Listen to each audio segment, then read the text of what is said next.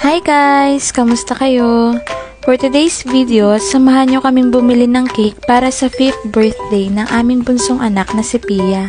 Excited na namang lumabas sa mga chikiting at masaya sila dahil walang pasok sa work si Papa Ray kaya kasama namin siya ngayon. Hello! Malapit na birthday ko! Sobrang saya nga nila. Ayun, nagsalitan magpakarga sa papa nila. Ending, napagod tuloy ang papa nila sa kakakarga sa kanila. Medyo malayo din yung bibilhan namin ng cake, kaya sasakay kami ng bus. Mga 19 minutes din ang biyahe, papunta roon.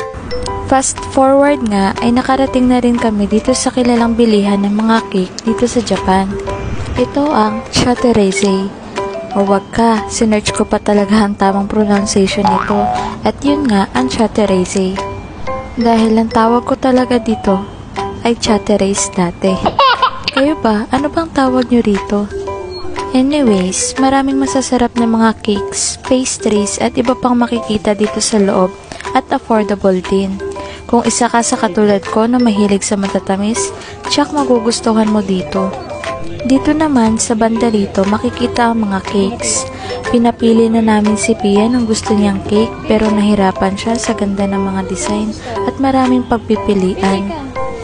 At sa huli nga, ang kanyang napili ay yung chocolate cake. Wow! At habang pinapasulat si Papa Ray ng message na ipapasulat sa cake, ay nagtingin-tingin pa kami rito.